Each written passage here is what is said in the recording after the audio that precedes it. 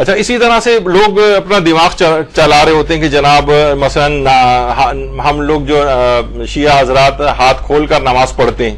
اب میں نے بہت ساری اس میں کتابیں دیکھی تو لوگ اس والی آیت کو لے کر آتے ہیں کہ یہ نماز میں ہاتھ کھول کر پڑھنے کی قرآنی دلیل ہے، حالانکہ اس کے اندر ہاتھ کھول کے نماز پڑھنے کا کوئی طریقہ ہی نہیں.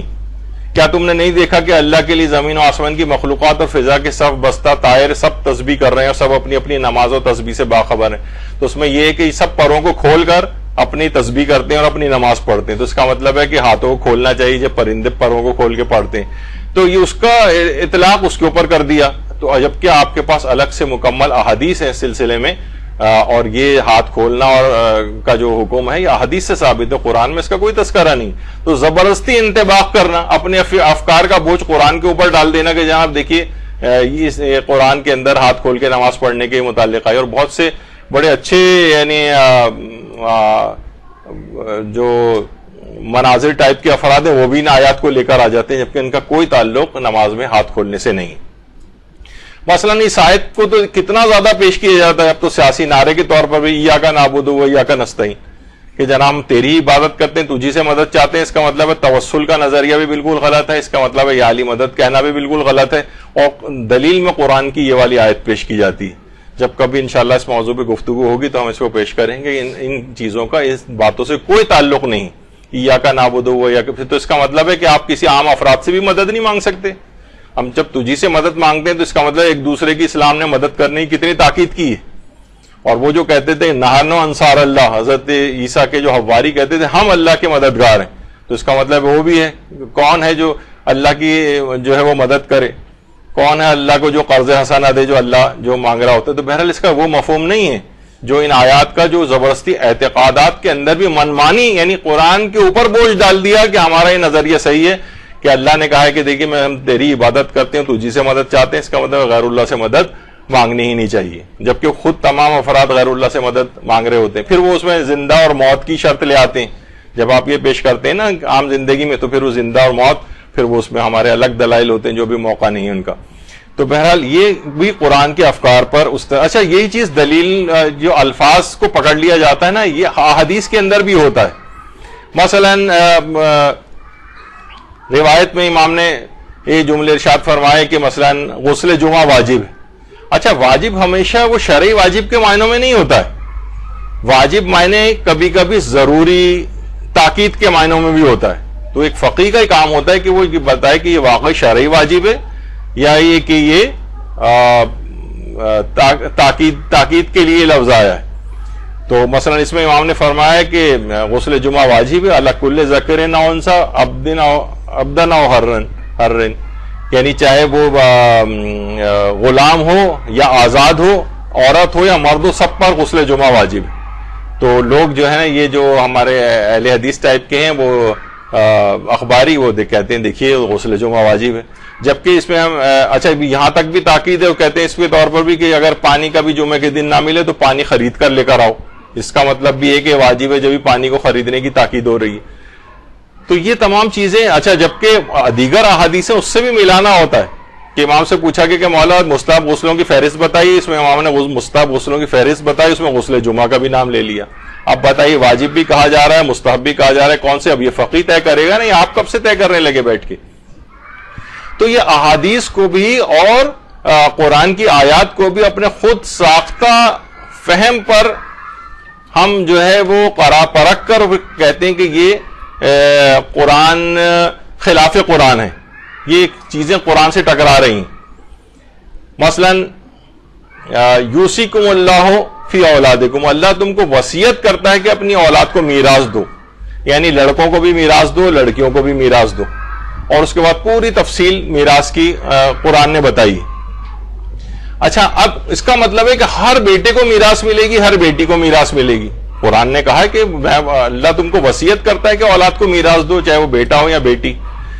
اچھا اب وہ جو اہل قرآن ٹائپ کے ہوتے ہیں وہ کہتے ہیں بس اللہ نے یہ کہہ دیا نا، آپ کو کسی حدیث کو بھی نہیں لیں گے. جبکہ حدیث کے اندر دیکھیے خود حدیثیں کیا ہیں، من یطیع الرسول فقد اطاع اللہ، جس نے رسول اللہ کی اطاعت کی گویا اس نے اللہ کی اطاعت کی. اب رسول یا ائمہ ہمارے کوئی کام کر رہے ہیں تو اس کا مطلب ہے وہ ایسے ہی ہے جیسے اللہ کی اطاعت کر رہے ہوں. تو یہ خود قرآن کا حکم ہے کہ ان کی اطاعت میں اللہ کی اطاعت ہے. اب وہ کتنی احادیث ایسی ہیں، مثلا اس کے اندر یہ آیا کہ مثلا بیٹا اگر باپ کو جیسے قتل کر دے تو قاتل بیٹے کو میراث نہیں ملے گی. بیٹا اگر کافر ہو جائے تو مثلا کافر بیٹے کو میراث نہیں ملے گی. لیکن یہ تو قرآن کے اندر نہیں آیا. اس کا مطلب ہے کہ قرآن کی آیت کے دائرے کو حدیث صحیح جو ہے وہ اس کو محدود کر سکتی ہے، چاہے وہ قرآن میں ذکر نہیں آیا ہے. لیکن لوگ یہ کہیں گے بھائی دیکھیے قرآن میں تو مطلق آیا کہ بیٹا اور بیٹی کو میراث دو. اس کا مطلب ہے بیٹا باپ کو قتل کر دے اور بعد میں کہے کہ بھائی ٹھیک ہے میں 14 سال بعد تو رہا ہو کر آ جاؤں گا اور اس کے بعد مجھے میراث دیجیے، کروڑوں روپے کی میرے باپ کی جائیداد ہے. تو نہیں دی جائے گی اس کو، کیونکہ صحیح حدیث کے اندر یہ آیا ہے کہ قاتل بیٹے کو میراث نہیں ملے گی، یعنی وہ بیٹا کہ جس نے باپ کو قتل کیا ہو. بیٹا اگر کافر ہو جائے تو میراث نہیں ملے گی. وہ بعد میں نہیں کہہ سکتا کہ مجھے اپنے باپ کی میراث دو. کفر اور قتل یہ میراث کو ختم کر دیتے ہیں. لیکن یہ قرآن میں نہیں آیا، یہ حدیثوں میں آیا ہے.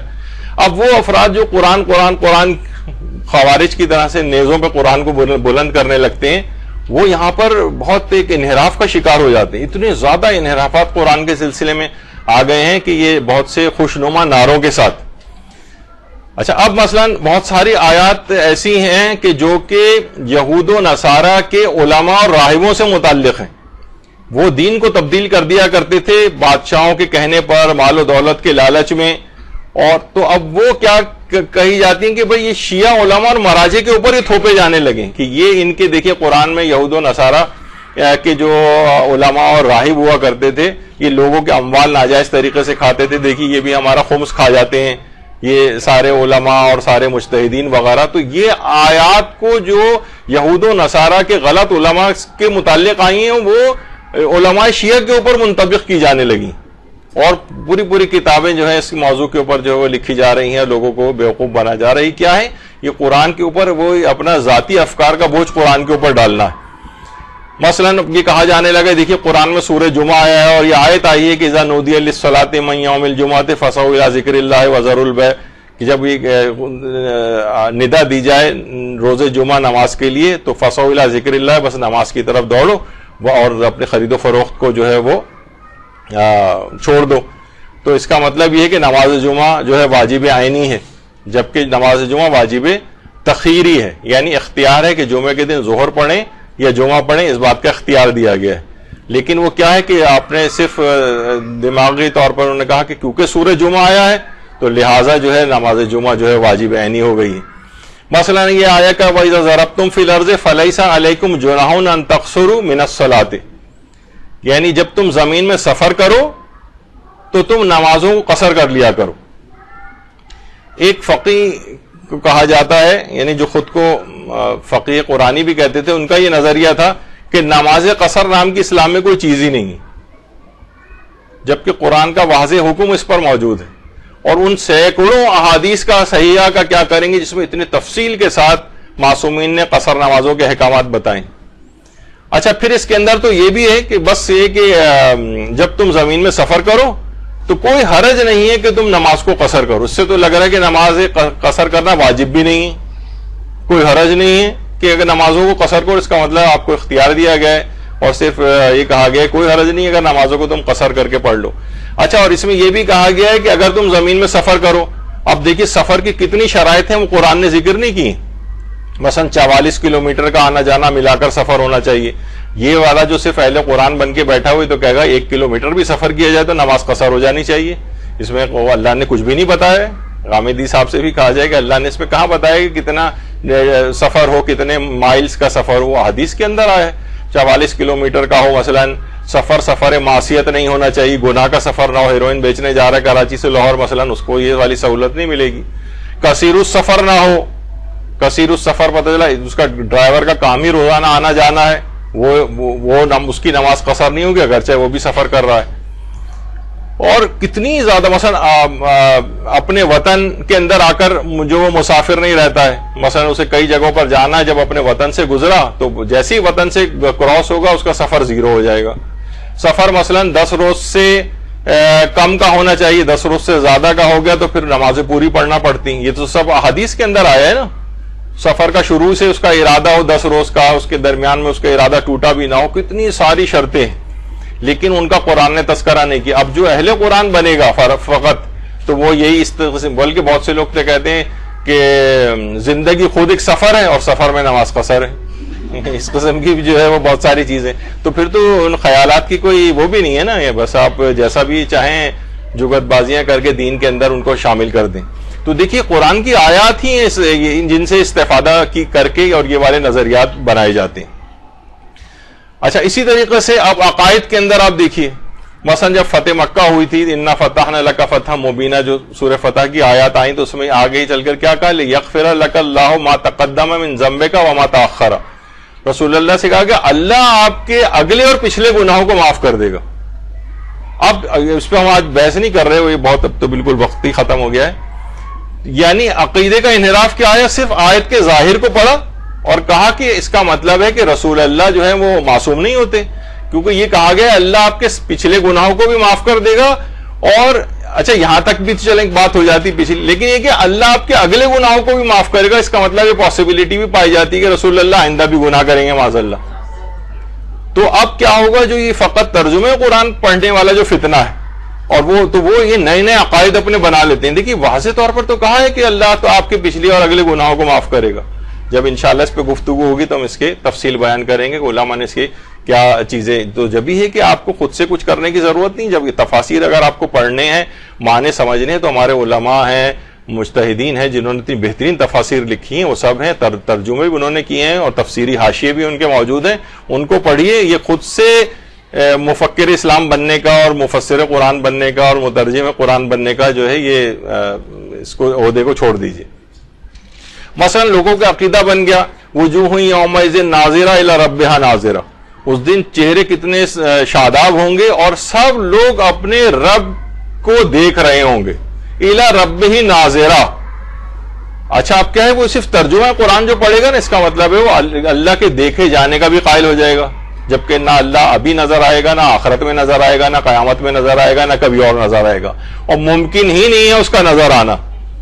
اچھا، جبکہ یہاں اس آیت کے اندر کیا آیا ہے کہ الی ربہ ناظرہ، اپنے رب کو دیکھ رہے ہوں گے۔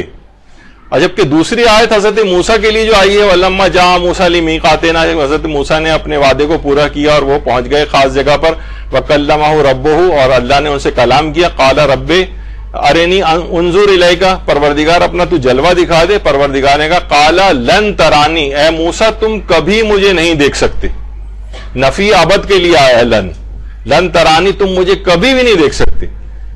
اور اس سے پہلے کہا کہ سب لوگ قیامت کے دن دیکھ رہے ہوں گے۔ اب یہ دونوں آیتیں سب ٹکرا نہیں رہی آپس۔ اب یہ جو صرف ترجمہ قرآن پڑھنے والا جو مفکر ہے، یہ نا کنفیوز ہو جائے گا، یہ پتہ نہیں کون کون سے اپنے نظریات بنائے گا، یہ اللہ کے مجسم ہونے کا بھی قائل ہو جائے گا، کیونکہ جو بھی چیز نظر آتی ہے اس کے جسم رکھنا ضروری، جسم ہے تو وہ حادث ہوگی، حادث ہے تو پھر وہ محتاج ہو جائے گی، اور محتاج اللہ ہو نہیں سکتا ہے۔ تو یہ بہت ساری چیزیں اس طرح سے اس کے اندر آتی ہیں جو فقط ترجمہ قرآن عام شخص اگر کوئی کرے۔ کچھ لوگوں نے کہا کہ بھائی بحری سمندر میں پائی جانے والی جتنی بھی مخلوق ہیں جو صرف سمندر کے اندر رہتی ہیں، وہ سب کی سب حلال ہیں، اس میں بغیر چھلکے کی مچھلیاں بھی حلال ہیں۔ اور دلیل کیا ہے، احل لکم صید البحر، تمہارے لیے دریائی جانوروں کا شکار کرنا، اس کا کھانا حلال کر دیا گیا ہے۔ اور دریائی جانور، اس میں تو ساری چیزیں آ گئی، چاہے مچھلی، اس میں کہیں بھی بغیر چھلکے کی مچھلی کا ہونا، چھلکے والی ہونا تو نہیں آیا، وہ اس آیت سے استدلال کرتے ہیں۔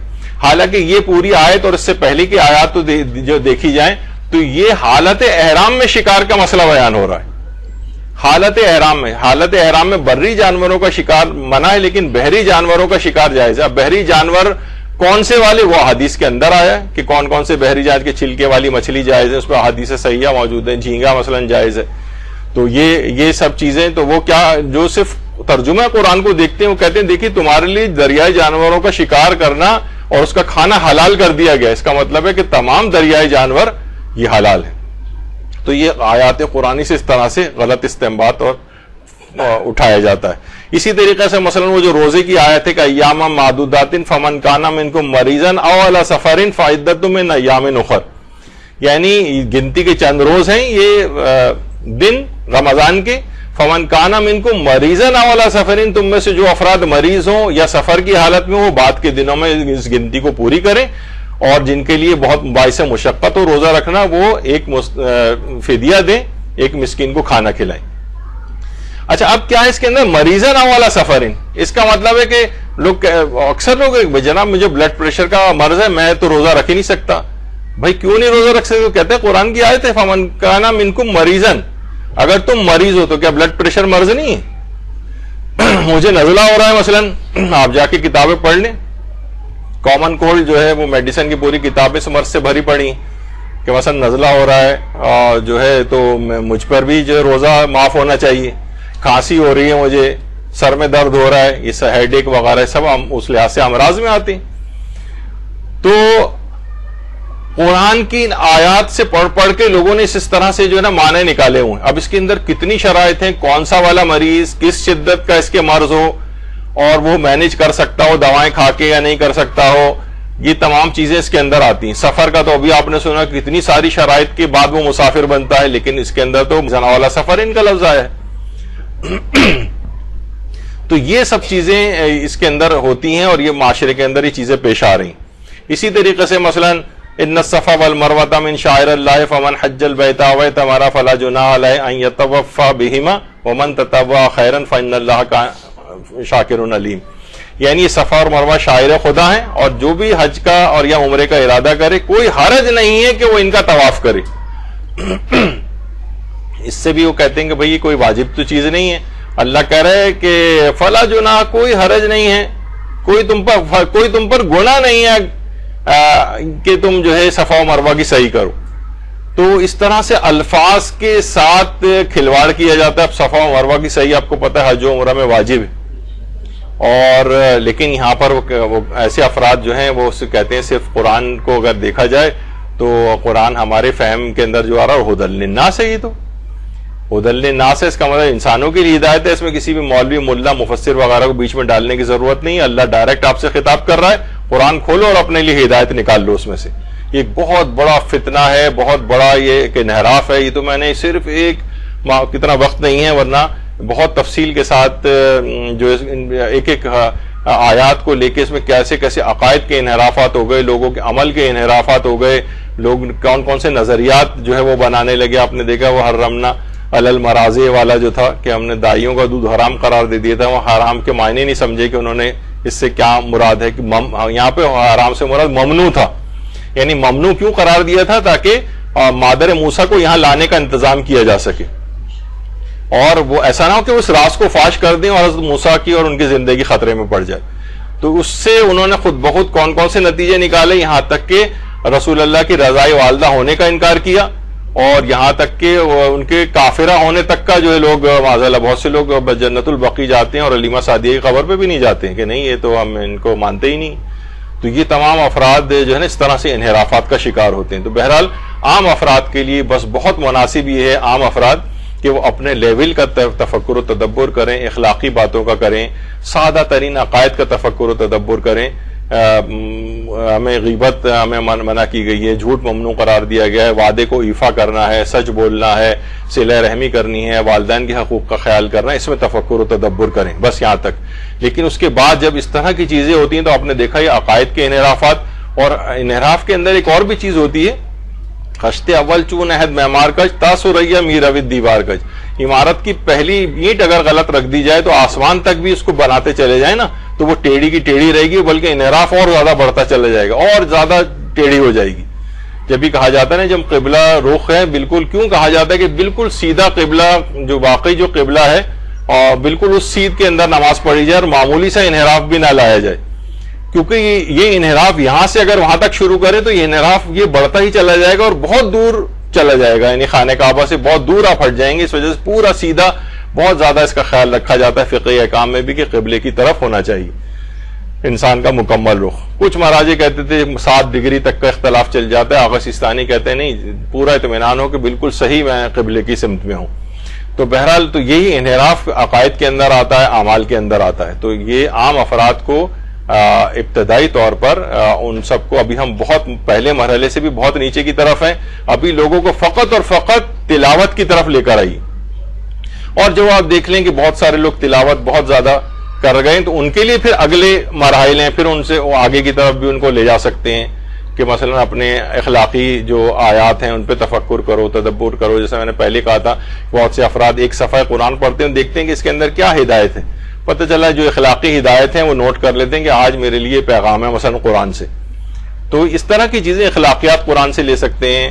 لیکن باقی آپ نے دیکھا کہ اگر وہ احکام کو اس طرح سے لینا شروع کرے گا تو وہ تو انحراف کا شکار ہو جائے گا. اس کے لیے علماء موجود ہیں، خواص ہمارے جو ہے وہ موجود ہیں، اور وہ ساری تحقیق کر کے اس کا نتیجہ جو ہے نکال کے دے سکتے ہیں آپ کو، اور انہوں نے دے دیا ہے توضیح المسائل کی صورت میں. تو وہ سب چیزیں آپ اس لحاظ سے قرآن کے اوپر عمل کر سکتے ہیں.